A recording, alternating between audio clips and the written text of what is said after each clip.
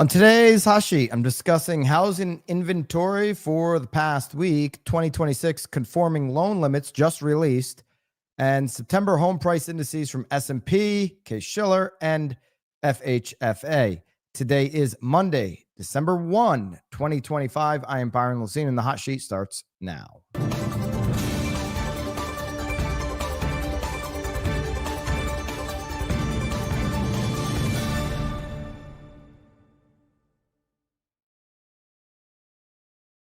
Live from Naples, Florida, here as we kick off the last month of 2025, 31 days left. We are into it now. Hope everybody had an incredible Thanksgiving holiday weekend, however you spent it with you and yours. I wish it was beautiful for you. Let me know where you're tuning in from here today. See a bunch of you guys back. Good to see everybody back. And we've got a big week here, big BAM week, big hot sheet catch-up day here today. So let's start where we typically do on a kickoff week, a kickoff day to the week, and start with national single-family inventory per Altos research. I like this. You know, you've heard me say it. I like the Altos research because it doesn't include pendings. It's up to the minute. It's fresh and it's relevant, and it gives us a real picture of, you know, what the beginning of 2026 could look like. Okay. If we can project out where we will be on inventory, that's one piece of the puzzle that starts to become a little bit clearer about what we're stepping into when we get on the other side of the holidays. We know that this next month, this is the lowest demand month. Okay, you're going to have the lowest buyer demand of this next 31 days than any of the next 12 months. That's just historically true. Okay, I can't guarantee it, but it's typical. I mean, go back 25 years in your MLS and check pendings in December versus all the other months, all the last 25 Decembers versus everything else, and you're going to see a story. You get the lowest demand now, okay? Seasonal demand. And really, you've got the lowest seasonal interest now. You've got a lot of sellers delisting, highest rate ever, as Redfin reports recently, but you just have it naturally seasonally at this time of the year. So how much inventory is going to be remaining as homes come off the market? What's that going to look like? Is it going to look more normalized going into 26 as we look at the macro levels of inventory? And I think this chart tells us a lot here. So we've got single family inventory. It's up 15.6% on the year, which is great. Now that gap has shrunk. We were up at 32% during the heart of the spring market. But what's interesting is more so that we are about to touch the line with 2019. Okay, why is that interesting? We may be a week away, maybe 2 weeks away from touching the line with 2019. This time, this first week of December back in 2019, 834,000 single family homes were active on the market. Okay, as we start December here in 2025, 817,000. Okay, the line they're getting very close. They're almost touching. Okay, now if they touch at any point in December, you could maybe project forward. Nothing is going to be perfect here, but I'm just play along with me. You could maybe project forward that we're going to start the year 2019 where we start the year in 2026, rather, exactly where we started in 2019, which happens to be 817,000, exactly where we are today. So we're going to lose inventory between now and the end of the year, as we did in 2019. The fact is that you just start the year with a little bit more than where you ended the year. Okay, when you come back, you should start the year with a little bit more. It'll take a couple of weeks, but that should start to grow. So, could we at very least get back to the 2020 levels when we start the year? probably more realistic at 763. Yeah, we're probably going to lose inventory here throughout the end of the year. So could we start where we started in January of 2020 is kind of the better question there. And if that's possible, remember January and February of 2020, they were going to be kind of leaning towards a seller's market, but certainly more of a normal market, before everything changed. So if we're starting where we started in 2020, that's a good goal to kind of look forward to and see if we can achieve. So housing inventory here down from the past week here at the holiday week, from 830,000 to 817,000. We start the year of 2020 at 763,000. So we've got a buffer here between 817 and 763 to get there. We started this year at 650,000. So if we start north of 750,000, much better place, more inventory, continue to give buyers more opportunities. Those opportunities coupled with much better interest rates than where we were, for the majority of last year, have resulted in a slight uptick on pending home sales. Okay, we've got 333,000 homes in contract. If we look at the first week of December in 24, that number was 317,000. So a slight uptick. We expect that number if mortgage application data, mortgage demand continues to move up, as it has basically throughout the entirety of this year, outside of a couple weeks in the beginning of the year. When you look in year over year, mortgage purchase application has outperformed all of 2024. So if we're going to see 2026 outperform 25, and we're going to see rates start to come down, there's a high probability we're going to get that rate cut in February, but it's really going to depend on what Powell says in December, at the December meeting, for the impact on the rates. But even when he's kind of tried to blow that up, which he has intentionally tried to blow it out and stop people from buying homes, he hates the housing market.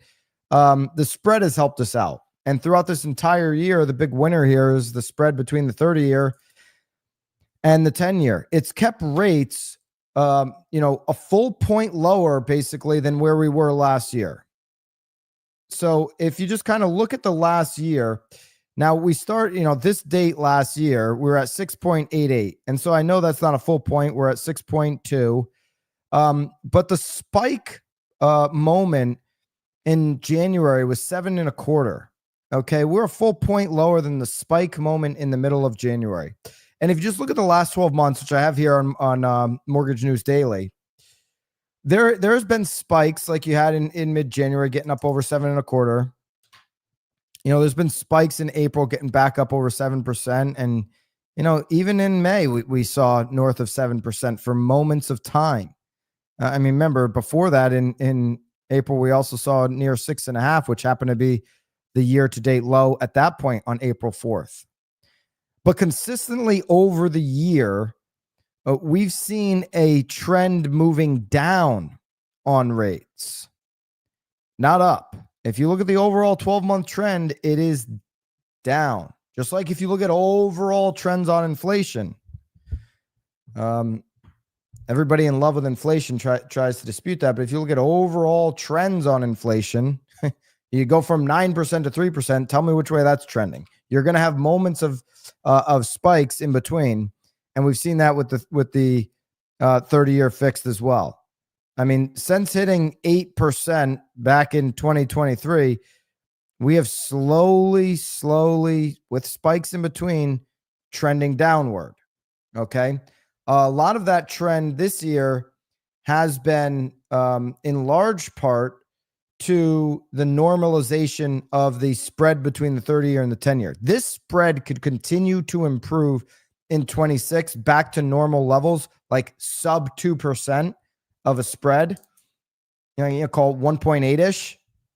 And the 10-year doesn't have to move down, and you'll get sub 6% 30-year fixed without the 10-year even moving down. Now, the 10-year has spiked up at times, particularly when Jerome Powell comes out and gets hawkish on, what they're going to do in the future. You've seen it the last two meetings.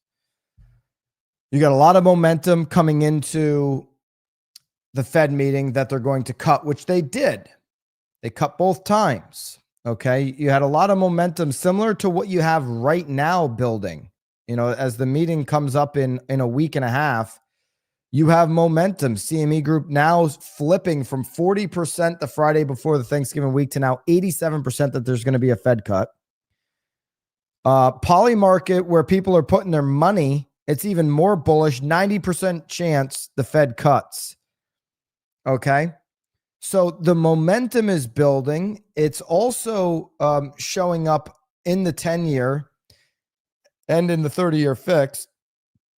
You had a reading last week on Friday after the holiday at 6.22, the same on the 30-year fixed as the day before. So sitting in that 6.2 range where we were getting close to 6.4 after the Fed meeting, the last Fed meeting. Okay.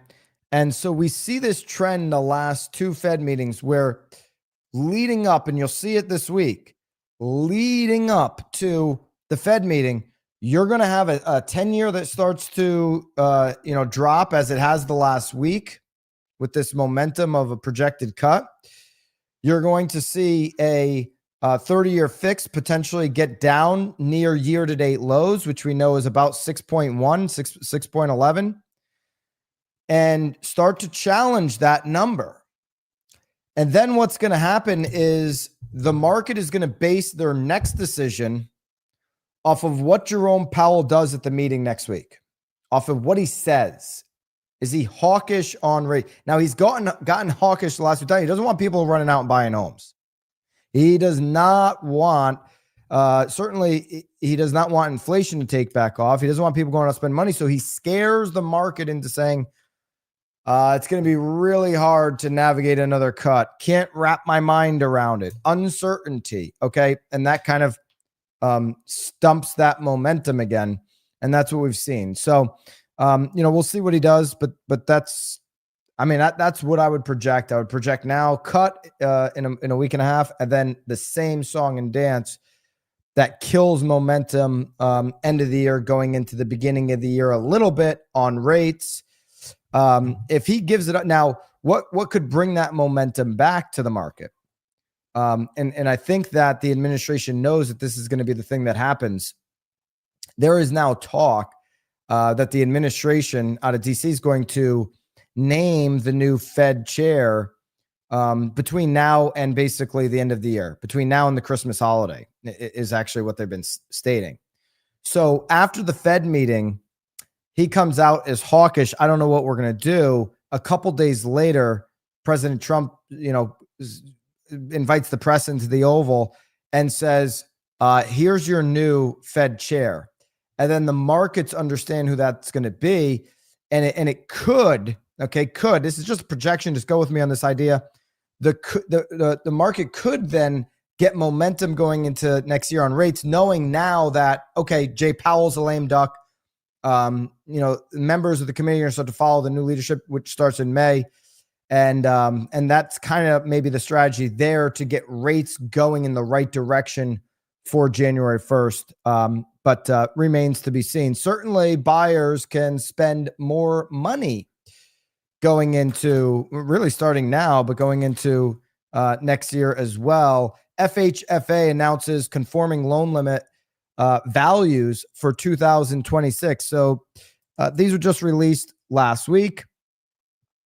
U.S. federal housing announced the conforming loan limits, as they do about this time of year every year for mortgages, Fannie Mae and Freddie Mac. So remember, to be a conforming loan, meaning Freddie Mae and Freddie Mac and Fannie Mae can buy you, you've got to be under a certain limit.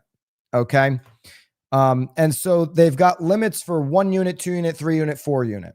okay, to be a conforming loan. Now you can get a loan, a non-conforming loan. Obviously, you can get non-QM. You can get other kinds of loans. You can get a jumbo loan. Some people call these the basically the non-jumbos. Okay, so anything higher than these would be considered jumbo. So the new limit, the new baseline conforming loan limit, will increase to 832,750. This is a 26,250 increase from what we had this year in 2025, meaning that you can buy an 8 if you're putting 3% down, okay, on a conforming loan. You can buy a home north of $850,000, and with one of these loans. You can have a conforming loan north of buy a house north of 850,000, and put a conforming loan, a Fannie or Freddie loan on it. So there are some high cost areas. 115% of the local median home value exceeds the baseline conforming loan limit value. These are those areas. You've got area there in the tri-state, and it's Manhattan and Jersey, and lower Fairfield County in Connecticut. You have this would be a DC region here, Boston region, some West Coast areas, Hawaii, Alaska, of course, included in there. So you have some of these markets that are going to have a higher level. Okay. That level goes up to 1 unit properties. The new ceiling there is going to be 1.249 million plus. But most counties across America, I mean, they've got every single county listed. It's a 102-page document. Most counties are going to be 132,000 on the 1 unit, just over 1,066,000 on 2 units. So you can go out and buy a beautiful 2-unit building, $500,000 a door, with a conforming loan. 3-unit is going to be 1.288, and 4-unit limit conforming loan on 4-unit building, over 1.6 million. Okay, that's the loan amount. So you can put 3% down on a 4-unit deal. I mean, you're going to be in a really nice area in a lot of markets for north of 1.6 million on a 4-unit building, 400,000 a door there. So 102-page document, give you every single county. Some counties, again, are going to be a little bit over those numbers based on that calculation. Okay. S&P. Dow Jones indices. So they do their Case-Shiller index, and they are reporting an annual gain in September. Okay, so 2 months behind on this data every time they do a release. But they are posting a 1.3% annual gain from September. That's down from a 1.4% rise the previous month. Expect these numbers to continue to reduce as we close out the year, as we get October, November, December. From Case-Shiller. Now, inflation outpaced home prices for a 4th straight month. What does that mean? It means home prices are basically net negative on the macro, according to Case-Shiller. If inflation is outpacing, then home prices are essentially running at a net negative. But if you're looking at just, okay, are home prices going up? Well, based on inflation, no, kind of moving sideways. Based on raw numbers, yes, 1.3%. What are they not doing to everybody who was projecting a total collapse on home prices? They're not on the macro here across the U.S. They're not falling down 20, 30, 40%. Okay. Really, you can't find many areas. I'm sure you could find one, local situation where you're seeing that. But you're not going to find many cities that are anywhere close to those numbers. Okay. Here's the indices for the composite 20 city that Dow Jones and Case-Shiller run analysis on. Okay. You've got the 20 city up 1.36%. You got the composite 10 city up 2%. Markets, and that's on the 1 year change. Okay. The markets that have fallen the lowest on 1 year change, Tampa down 4.14%. A lot of inventory across west coast of Florida right now, but only down 4.1. With the amount of inventory being down 4%, to me is kind of, kind of a win there. A lot of inventory, and then you had 2 years prior to this one where you had a lot of concerns around storms. Okay. On the high side, you've got Chicago up 5.45%. You've got New York up 5.25%. Remember, though, when Tampa was showing their big increases, or an area like Tampa, what was Chicago and New York City doing?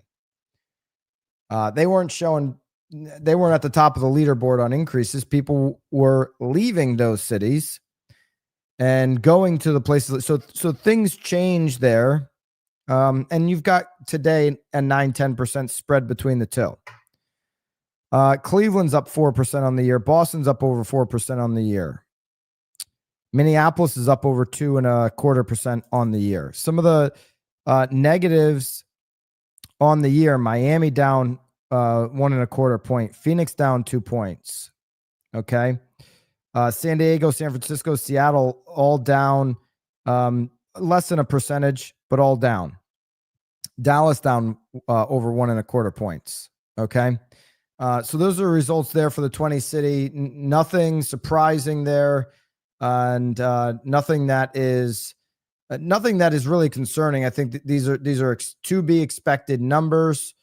You had all 20 cities, by the way, on their September change from August to September go into the negatives. You do have a seasonal approach. Hey, when's the best time to buy a home? I don't know. Depends. Are you looking to get the most leverage of negotiation and least amount of, leverage on the seller? Well, it's now, okay, for the buyers. It's like this time of year, and you can see that start to change in that August, September timeframe as prices cool off. Okay, demand lowers and prices cool off. Okay, there's your Case-Shiller update. FHFA released their price index report as well. So this is 2025 Q3 as well as September grouped into one. Got them both here from FHFA. So out of Washington, D.C., reporting that home prices rose 2.2% between the third quarter of 24 and the third quarter of 25. So a full 2% plus over where we were in quarter three of last year. Based on inflation, that's essentially moving sideways. You'd like to see in normal years home prices moving up, probably double that, somewhere around 4%. You want to be doubled up on where the target for inflation, obviously being at 2%. How home prices for the third quarter of 2025, according to FHA, only rose 0.2% compared to the second quarter of 2025. So really doing nothing there in the third quarter. So you've seen positive annual appreciation each quarter now, according to the significant findings out of this report, each quarter since the start of 2012. Okay. Hey, what do you think home prices are going to do moving forward? I don't know. From 2012, every quarter, home prices tick up to some degree, some quarters more than others.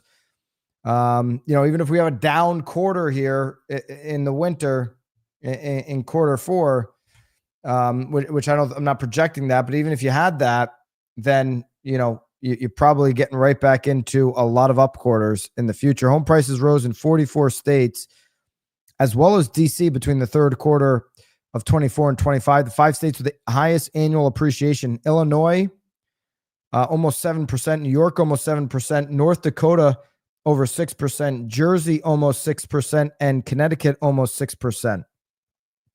Home prices were down in 6 states. Florida, the most significant decline at 2.3%. It's based on inventory, guys. You know, if you want, I mean, to say I want housing affordability, I think we all can say that and want that. To get housing affordability, you need inventory long term. And so the places that are going to become a lot more affordable,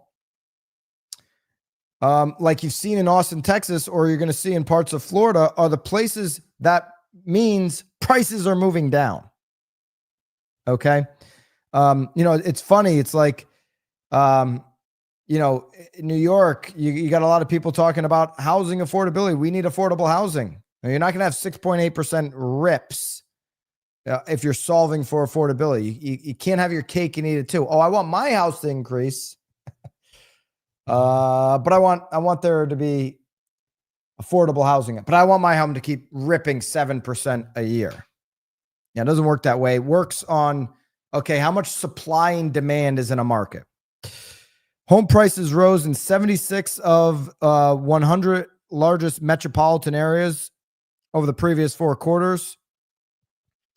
They were the greatest in Allentown, Pennsylvania. That's Pennsylvania, New Jersey border there at 9.7%. And then just north of where I'm sitting right now, worst market in America, Cape Coral, Fort Myers, dropped over 10%, double-digit drop. Cape Coral, Fort Myers, becoming way more, what's the word? Affordable. Oh, who would have figured? You can drive an hour north of where I am. I mean, you're probably not going to drive around Naples and think things are affordable. You can drive an hour north of where I am. You know, still on the same Gulf, okay, and find some very affordable options. Here's home prices over the previous 4 quarters. So the lowest quarter, you know, over the last 10 years. So this is going back 10 years here and showing the 4 quarters ending in Q3. 2025, the lowest appreciation by far in this 10-year span. Okay, last year at this time, we were looking at year-over-year appreciation of 4.5%. Less than half of that now. Okay. Obviously, some of those peaks were, you know, fueled by the money printing machine. Okay, 4-quarter change, annualized quarterly change, and quarterly change dotted out here. You know, we got quarterly change at 0%. We got annualized quarterly change near 0%, and a 4-quarter change moving down. Okay, so you are seeing the market naturally kind of come back from some of those low interest rate fueled years. You know, here are the other states that are showing a decline. Texas down 0.1%, Colorado 1.2%, and Arizona's down 0.3%, California's down 0.6%, Vermont's down 0.9%. Again, Florida down the most at 2.3%. All other states showing gains across the country here. Okay.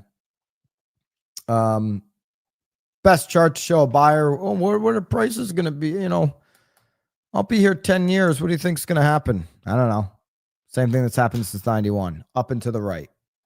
That's where most likely home prices are going to go. Okay, there's your FHFA home price indice update. 10-year is starting the day here at getting close to 4.1. So we've seen a little bit of spike up here today. That's interesting because we've seen momentum here over the past week, getting, you know, back under 4% at one point. We're not at the high mark of the last 30 days, but we have seen a spike up here today. So that's interesting. That might stop a little bit of the 30-year fixed momentum that we've seen here in recent days. 30-year fixed last week ended at 6.22. Polymarket CME Group all suggesting that we're going to see a Fed cut next week at the meeting. Okay, where you should be meeting today is me, 3:00 Eastern, right here on the BAM YouTube channel. Live scripting masterclass. So we're going to be doing that. And if you're not in BAMX, this will be a little taste of what we do every Tuesday during the live role play mastermind. BAMX members, just got a new hyperlocal content course. The Alyssa Kernut hyperlocal content blueprint is out. You got the workbooks, the videos, it's all up there. I mean, if you're thinking about strategy for 26, no better time than now. You go to school.com/BAMX to jump in and grab that. So today at 3, right here on the YouTube, going to be working on some live scripting. Make sure you jump into that. 3 p.m. Eastern, noon on the West Coast. I will see you guys there. Until then, have a great start to your day. And of course, toodaloo.